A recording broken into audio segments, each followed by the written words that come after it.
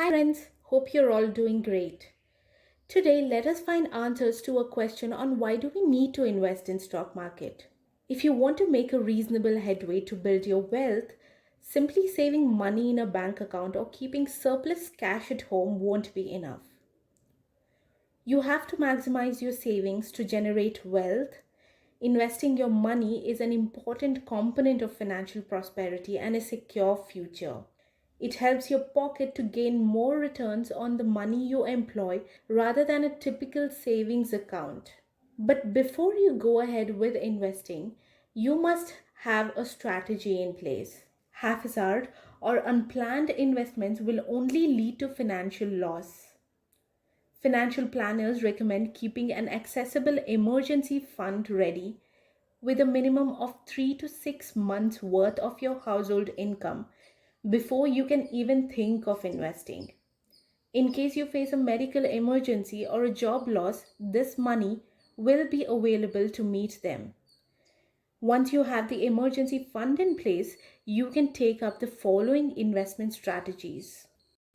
Now let us see how various asset classes performed from the period of 1979 to March 2016 and the impact of inflation on them. But why start from 1979? This is the year from which Sensex came into existence with a base of 100 and the current value of the same is 32,000.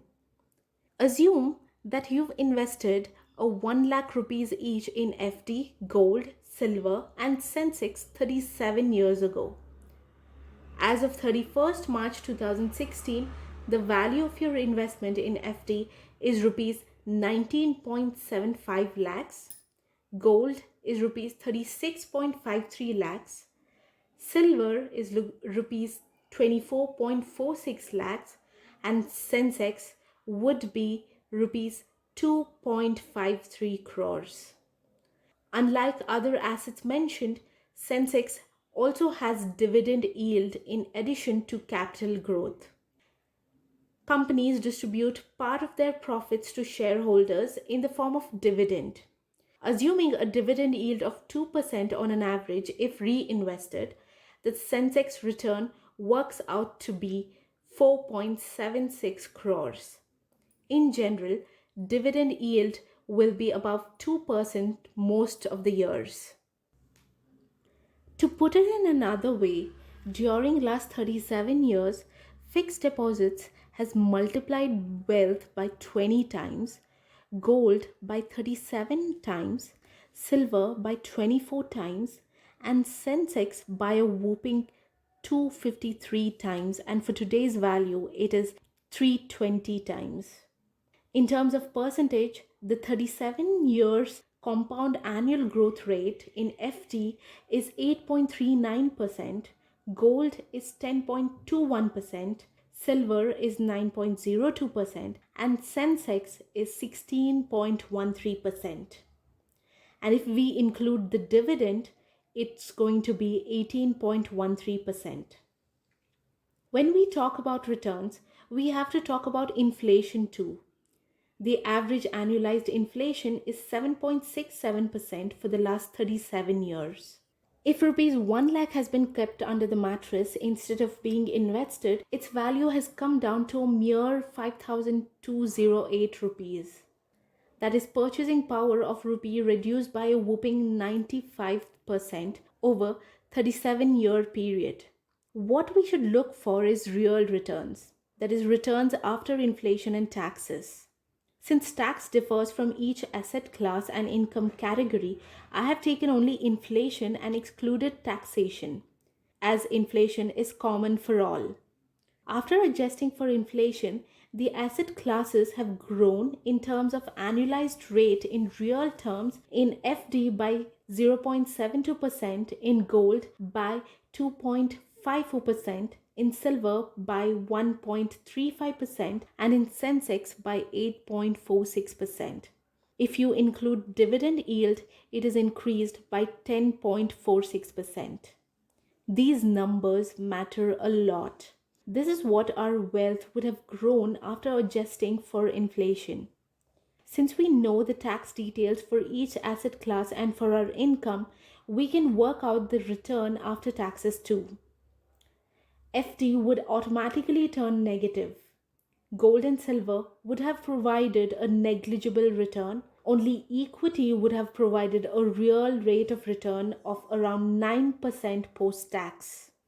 Please use FD for contingency or emergency funds. Let gold be a part of social requirement and not exceed more than 5% or 10% of investment portfolio. Silver is again part of only social or cultural needs.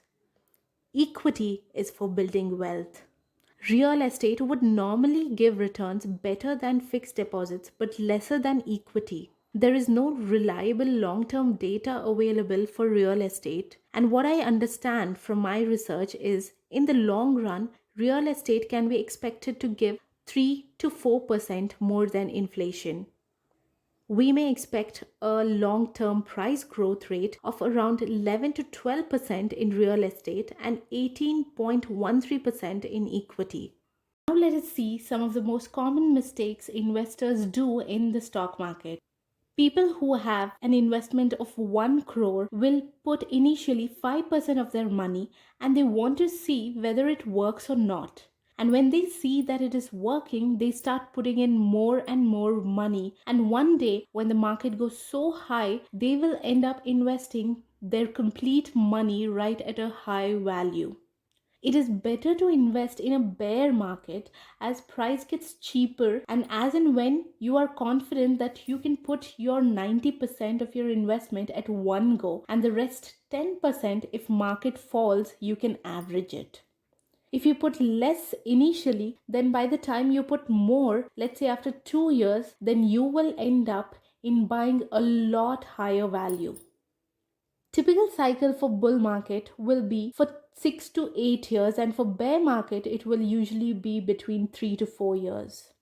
In 1985 we got our first bull market. In 1992 we got our second bull market. In 2000 we got our third bull market. In 2007 we got our fourth bull market and in 2012 we got our fifth bull market.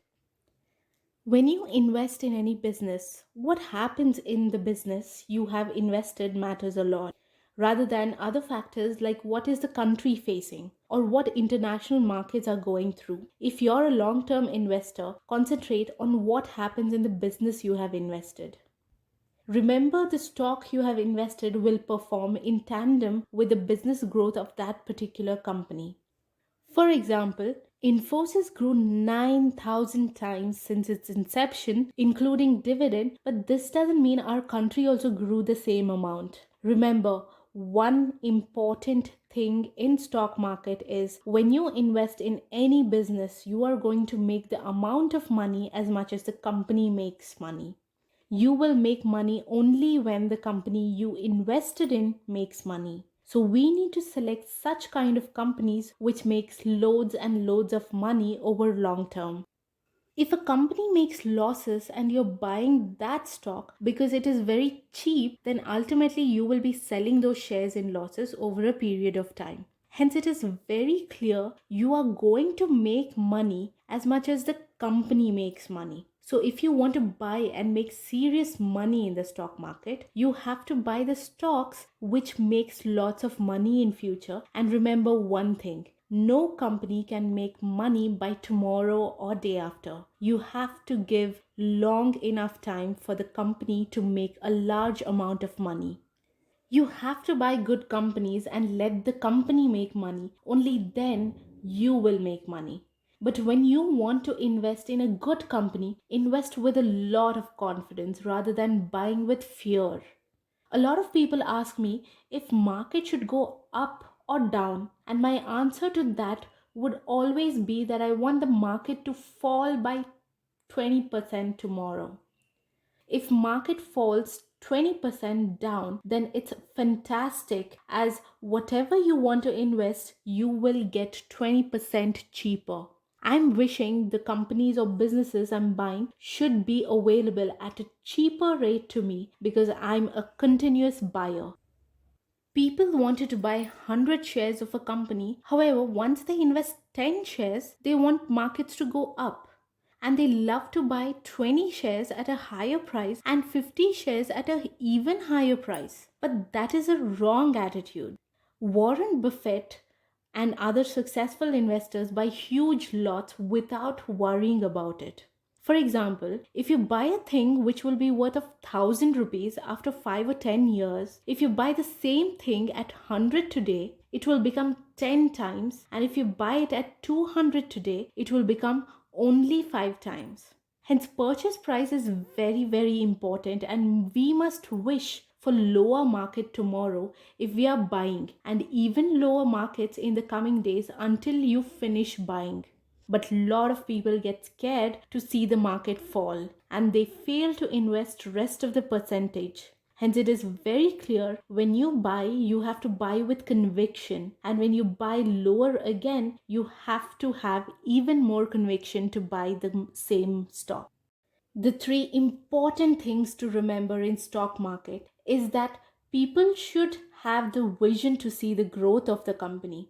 They should have the courage to buy and patience to hold for long term. Buying the right company and holding patiently for a long time can fetch very good returns. How do we select a right company will be explained in our upcoming video. Remember one thing, no one can time the market. Even the best of best companies don't make money in hours or days, but you want to make money in hours or days, and that is not possible. You are not going to make money in hours or days. People who want to make serious money should be very peaceful and thoughtful and buy for long term, like 3, 5, or 10 years. Only then the company values will change. That's how you will reap the benefits. When you want to buy a company, do you want to buy a low quality company or a high quality company? Of course, everyone of us want to buy a high quality, but they are expensive. Everybody knows the price of everything, but very few know the value of everything. There is a difference between value and price. Value is what you get and price is what you pay. In a long run, if company makes 10 times more profits, you will definitely make 9, 10 or 11 times profit depending upon the sentiment of the market. But you will make money and no one can stop you from making money. Clearly, these are exponential times for India. Let me tell you that India achieved their first $1 trillion economy in 60 years. Then the second $1 trillion came in 7 years. The third trillion came in just 5 years. Imagine the fourth might come in 3 years and the sixth or seventh might come in around 1 year. What we did in 60 years, the country will achieve in 1 year. So it is an exponential phase. As and when the GDP grows, demand in lot of sectors will show growth. Lot of industries will show exponential growth. So you have to find the right category of sectors which are going to explore, and in that sector you need to choose the right company and invest for long term. Now go do your homework. What I mean by this is self-education is the best way to learn about individual companies. Look at the wealth of companies that come out with products and services that are utilized every day. There are three types of businesses in market: a great business, a good business, and a gruesome business. You will need to choose the right one. Stay tuned as we are soon coming up with a video on how to select great or good business that has value and understand how to choose their valuation.